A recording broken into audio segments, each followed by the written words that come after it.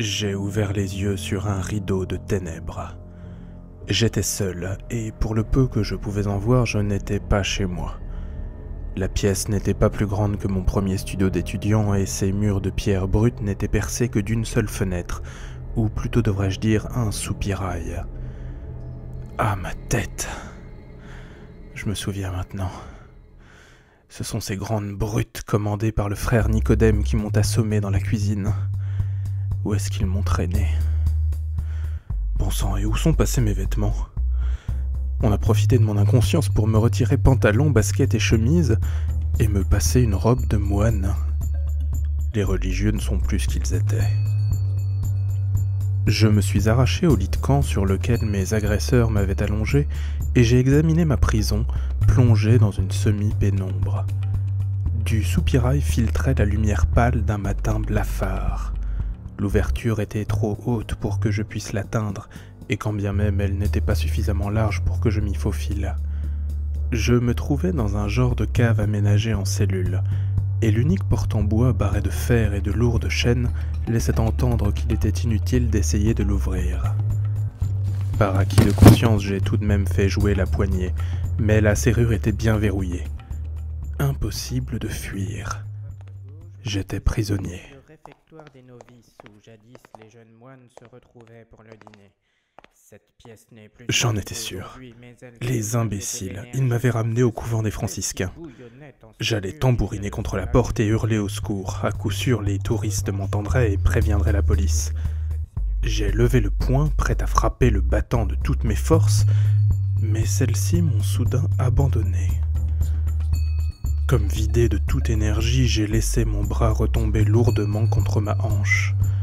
Il m'avait peut-être drogué. J'ai essayé de crier, mais aucun son n'a franchi le seuil de mes lèvres. J'étais réduit au silence. Le verrou de la porte a joué dans un cliquetis mat, et la porte s'est entr'ouverte. Je suis certain que frère Balthazar sera ravi de nous montrer le lieu de sa retraite. Comme si mes jambes ne m'obéissaient plus, je suis allé m'asseoir sur le lit de camp, et j'ai porté un regard paisible vers la porte désormais grande ouverte. Le frère Nicodème, qui avait endossé son plus beau costume de guide, se tenait devant un groupe de touristes occupés à mitrailler de photos l'intérieur de ma cellule. « Comment allez-vous ce matin, très cher frère Balthazar? On ne vous réveille pas, au moins. » Tout en moi me commandait de hurler, de me jeter sur lui, toute griffe dehors et de le rouer de coups, mais une force mystérieuse m'empêchait de bouger.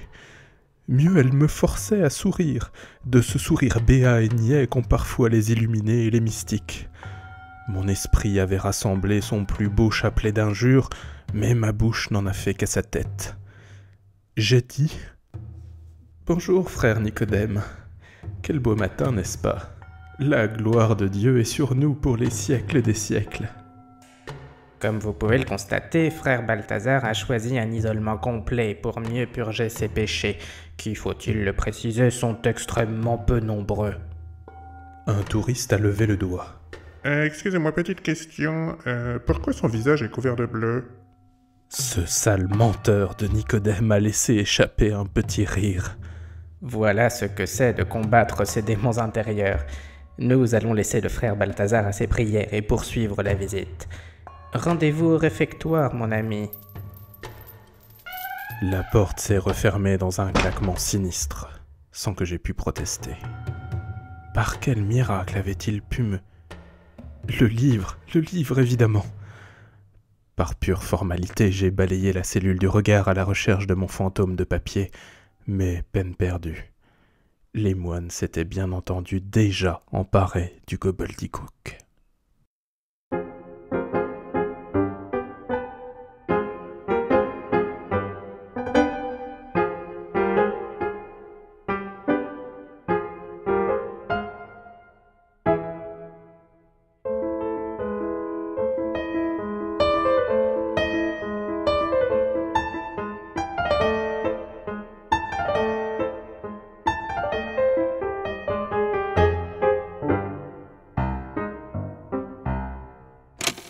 Difficile d'estimer le temps qui s'écoule quand on est enfermé dans une pièce minuscule, à peine éclairée et exempte de tout objet de divertissement, sinon celui de contempler le crucifix cloué au mur et sur lequel la silhouette d'un Jésus grimaçant et famélique nourrissait mes craintes quant au sort qui m'était réservé. Mais au bout d'environ 2 heures, ou peut-être 4, et alors que mon estomac commençait à faire des saltos arrière sous ma tunique, la porte de la cellule a fini par s'ouvrir. Le visage du frère Nicodème n'arborait plus le masque bienveillant du guide de tout à l'heure. Il était grave, fermé, comme pour contenir une colère sans borne ou dissimuler un affront. « Levez-vous et suivez-moi, nous devons parler. » J'étais à peu près sûr que les sbires du religieux avaient bouclé toutes les issues et qu'il était inutile d'essayer de m'échapper par l'entrée du public. Aussi j'ai emboîté le pas à mon geôlier qui avait l'air préoccupé. Ce n'était plus de la bête malveillance comme j'avais pu l'observer dans ma cuisine, non. Quelque chose paraissait sincèrement le tracasser. Vous m'excuserez pour le petit stratagème de tout à l'heure. Nous avons été obligés de vous museler un court instant afin d'éviter que vous ameutiez tout le quartier. J'en déduis que vous avez utilisé le gobbledygook contre moi. Vous lui avez ordonné de me faire taire devant les touristes et de me transformer en saint homme. Le visage du moine s'est barré d'un rictus. C'est un peu plus compliqué que ça. Vous allez comprendre. Le frère Nicodème m'a conduit à travers un long couloir obscur jusqu'à un escalier de pierre où résonnait l'écho d'un chant religieux. La perspective d'un cours de solfège ne m'enchantait pas spécialement, mais nous avons gravi les marches et bientôt les chœurs se sont effacés derrière un silence de plomb. Les étages étaient d'un tout autre genre que le rez-de-chaussée ouvert au public. Le couloir, tapissé de moquettes et bardé de tentures luxueuses et de draperies, conduisait droit vers une lourde porte en bois sculptée de motifs effrayants. Il représentait le visage d'un monstrueux léviathan, la gueule grande ouverte, qui dévorait les pécheurs et les impénitents. C'est une charmante décoration que vous avez là. Gardez vos sarcasmes, ou alors étouffez-vous avec. Oh là là, pas la peine de le prendre comme ça. J'essaye juste de détendre l'atmosphère. Mais le moine ne m'écoutait pas. Le visage piqueté de transpiration, il a rejoint la porte avec une crainte presque religieuse et a timidement frappé contre le battant. « Il est ici !» Sans un bruit, la porte a pivoté sur ses gonds et nous en avons franchi le seuil. Devant mes yeux s'étalait la bibliothèque la plus sinistre qu'il m'avait été donné d'admirer de toute ma vie. D'une part, elle était éclairée à la bougie, ce qui en soi suffisait à lui donner un air peu amène, mais la décoration aurait suffi à elle seule à faire fuir une horde de sorcières et d'adorateurs du diable. Disposés en arche comme pour délimiter l'entrée de la pièce, des rangées entières de crânes secs et grimaçants accueillaient le visiteur. Le frère Nicodème esquissa un signe de croix et franchit le portail d'ossements en évitant le regard des crânes aux orbites creuses. Ici, la pierre des murs était à nu, et il régnait un froid inhabituel, comme si même la chaleur du monde avait renoncé à entrer ici. J'ai jeté un coup d'œil par-dessus mon épaule. Personne ne se tenait derrière la porte. Personne n'avait donc pu nous ouvrir. Allez, avancez. Là, ce couloir. Nous avons remonté des allées flanquées d'armoires aux portes fermées, d'étagères vitrées équipées de barreaux derrière lesquels pourrissaient des milliers de livres dans un état pitoyable, comme eux aussi prisonniers des moines. Où est-ce que vous m'emmenez ? Arrêtez de poser des questions. Vous le saurez assez tôt. Après avoir croisé un nombre incalculable d'embranchements et remonté des dizaines de chemins de traverse, nous avons fini par déboucher dans une petite pièce aux murs nus, visiblement dédiée à l'étude. Au centre trônait une table spartiate et un tabouret qui l'était tout autant. Dans l'ombre du chandelier posé dans un coin, j'ai deviné la silhouette d'un moine encapuchonné qui paraissait nous y attendre. Le voilà. C'est lui qui l'a trouvé. La silhouette, dont la capuche baignait le visage d'une ombre impénétrable, a hoché la tête en silence et s'est contenté de désigner le tabouret d'un doigt osseux. Le frère Nicodème, blême, a balbutié des excuses et m'y a conduit en manquant de s'empêtrer dans sa robe. Cela crevait les yeux que l'inconnu lui inspirait une terreur de tous les diables. Qui cela pouvait-il bien être ? J'ai posé les yeux sur la table. À ma stupéfaction, le gobbledygook m'y attendait. Qu'est-ce que ça veut dire ? Voyez par vous-même. Trop heureux d'avoir enfin une chance de me tirer du pétrin, j'ai vite fauché le livre pour l'ouvrir aussitôt. mais j'avais vendu la peau de l'ours avant de l'avoir tué. Toutes les pages étaient blanches. Toutes, sans exception, comme si le livre n'avait jamais été imprimé. Vous devez faire erreur. Ce n'est pas mon livre. Je vous assure que c'est le vôtre. Et il refuse de nous parler. J'ai éclaté de rire. C'était trop beau pour être vrai. Je comprenais maintenant la mine déconfite du moine, humilié jusqu'à l'os devant sa hiérarchie et contraint d'en faire appel à moi pour le sortir du pétrin. Mais une question me chiffonnait. Mais alors, si vous n'avez pas eu accès au contenu du Gobbledygook, comment est-ce que vous avez pu m'empêcher de parler tout à l'heure ?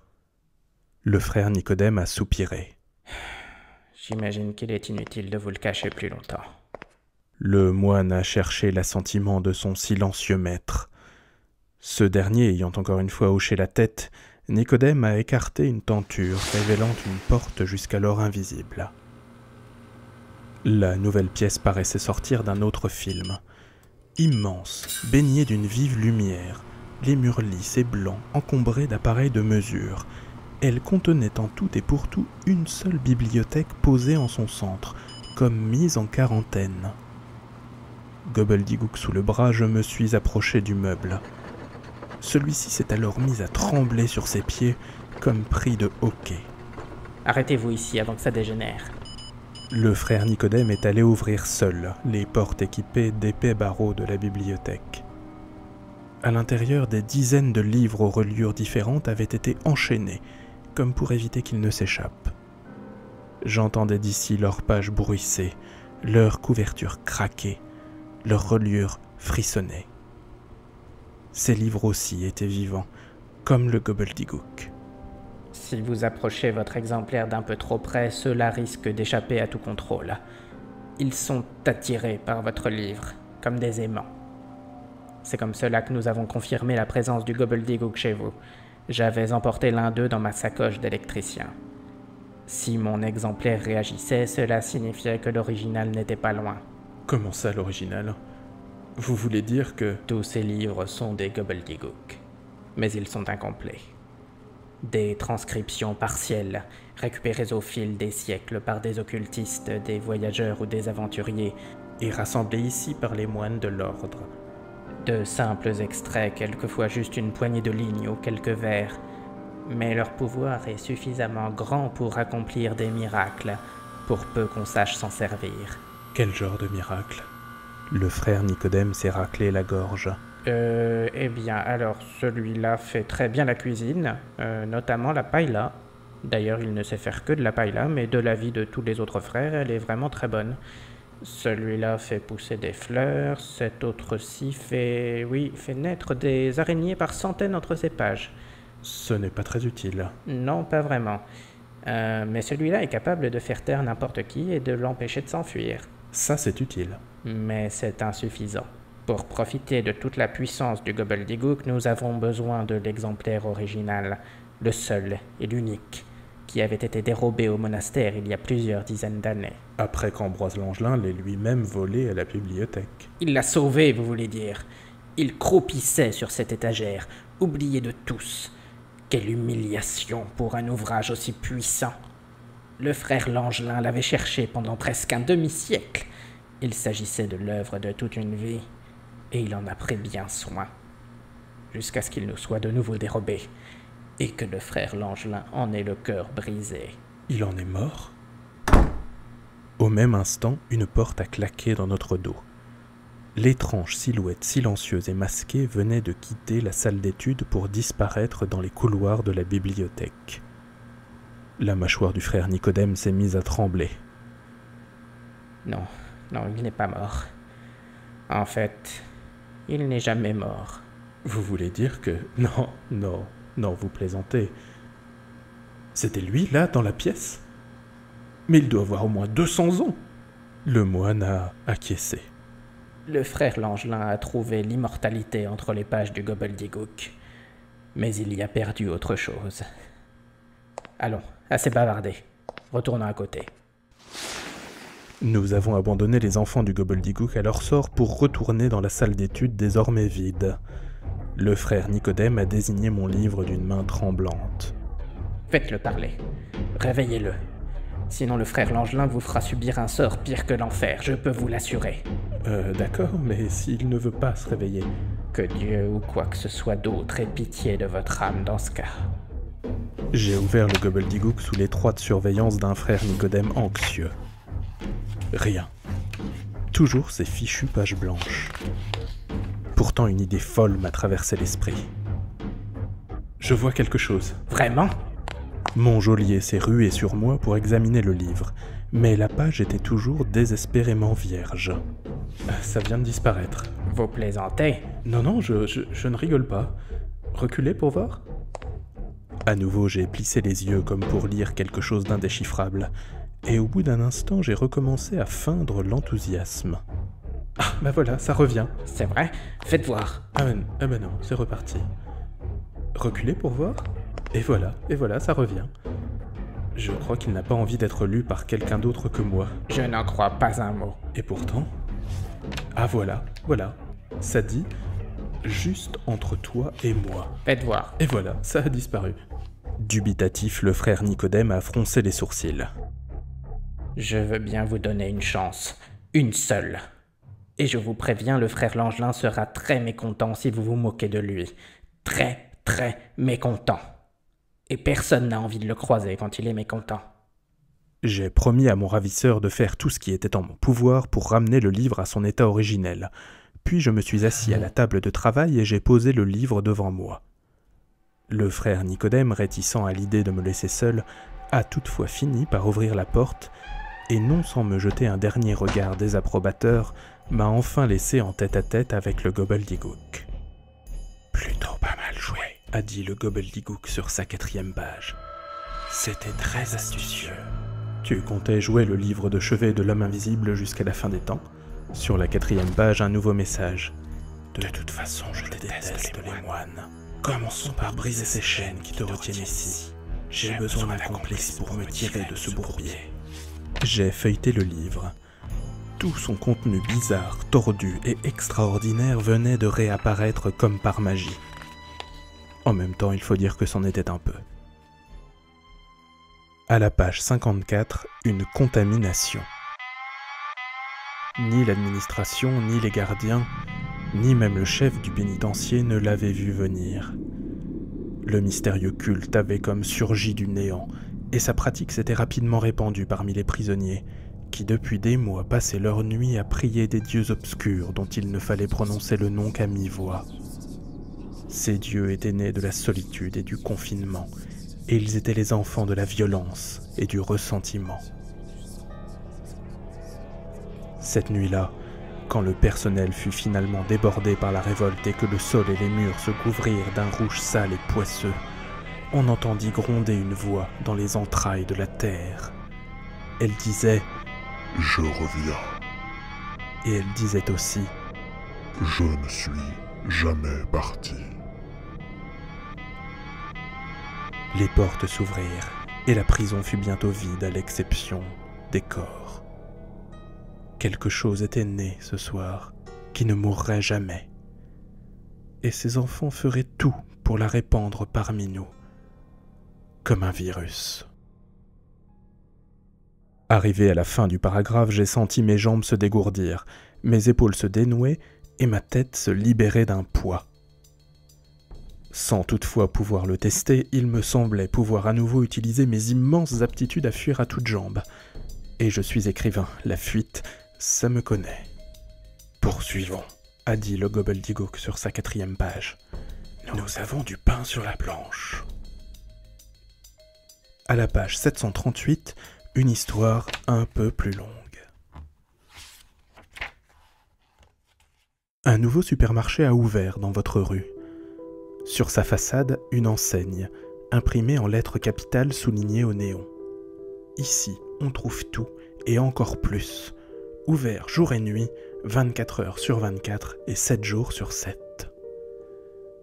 Le bâtiment abritait autrefois un café dans lequel vous aviez vos habitudes, mais celui-ci a fermé depuis longtemps. Pendant des années, le rideau est resté baissé. Puis il y a eu la spéculation immobilière, la rénovation du quartier, les terrains vagues recouverts de béton et les espaces verts qui auparavant servaient de cachette aux dealers et aux prostituées, grillagés et réaménagés. Les loyers ont augmenté, et avec eux la colère des riverains, à laquelle ont bientôt succédé les sentiments d'impuissance et de résignation. Contrairement à d'autres, vous avez choisi de rester. Il faut dire que les rues sont plus propres désormais, et qu'on y respire mieux. Avec un peu de chance, vous pourrez revendre votre appartement dans quelques années avec une solide plus-value. Vous avez bon espoir, surtout avec ce supermarché qui vient d'ouvrir juste là, en bas de chez vous. Il a ouvert ce matin. Vous devriez aller y faire un tour.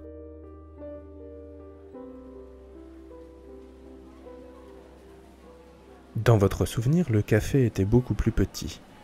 L'entreprise a sans doute racheté des bâtiments alentours pour agrandir le local, car le hall dans lequel vous venez de pénétrer est immense.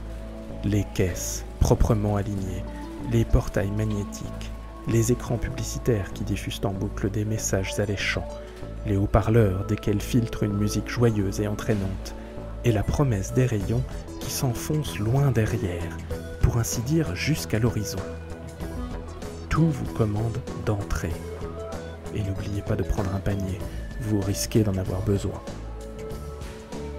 Le magasin est gigantesque, le mot est faible, et le moins que l'on puisse dire, c'est que son slogan n'est pas usurpé.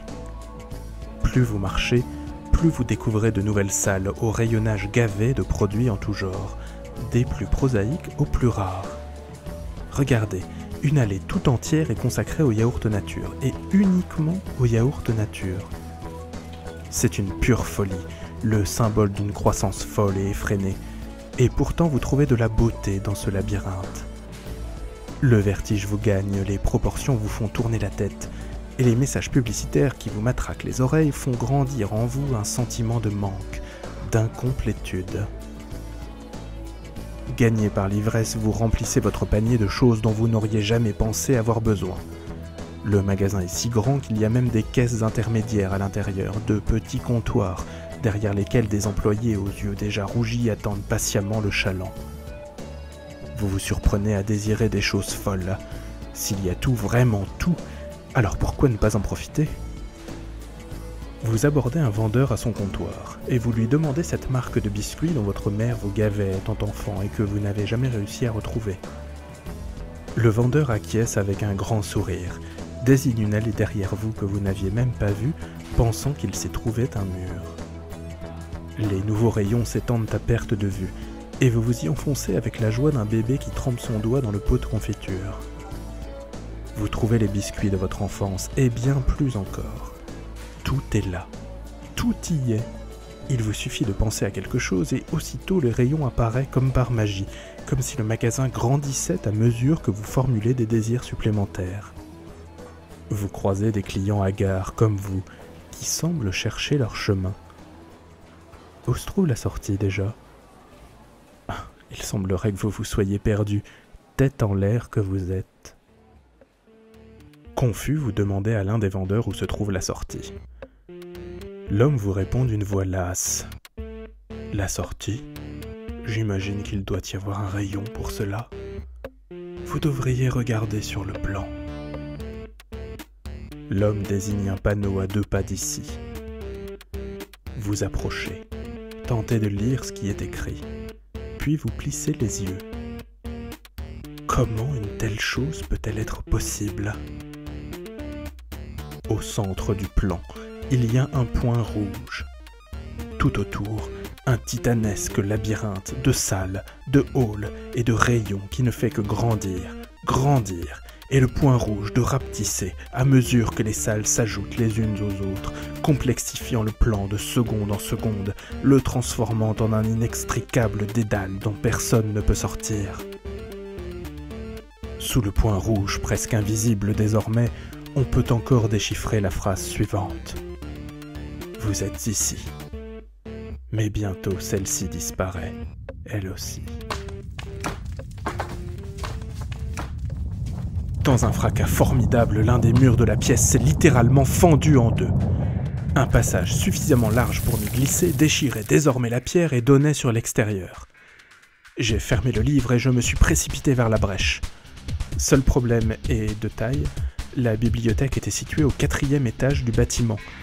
Si je sautais de cette hauteur, je me tuerais à coup sûr. Mais avant que j'aie le temps de protester, un vent violent m'a poussé vers l'abîme. Par réflexe, j'ai tourné la tête. La bouche grande ouverte comme pour engloutir l'énormité de ma traîtrise, le frère Nicodème venait de franchir la porte et hurlait pour sonner l'alarme. Une épaisse fumée noire était en train d'envahir le petit cabinet d'études, et celle-ci provenait de la salle qui abritait les enfants du Gobbledygook. Un incendie qui ne manquerait pas de se propager à l'aile tout entière. « Ne jamais oublier de faire le ménage avant de partir », a dit le Gobbledygook sur sa 4e page. J'ai sauté dans le vide comme on entre en religion, sans me poser de questions. Derrière moi, de plus en plus étouffé par le crépitement des flammes, me parvenaient les cris des moines qui cherchaient à contenir l'incendie, sans réellement savoir de quelle manière, et sans réellement vouloir le savoir non plus. J'ai fini par atterrir sain et sauf sur le trottoir. Je portais à nouveau mes vêtements d'adolescent attardé, et j'avais récupéré le livre. J'ai jeté un dernier regard au couvent des franciscains, d'où montait une épaisse colonne de fumée sombre. Et je me suis enfui, sans demander mon reste.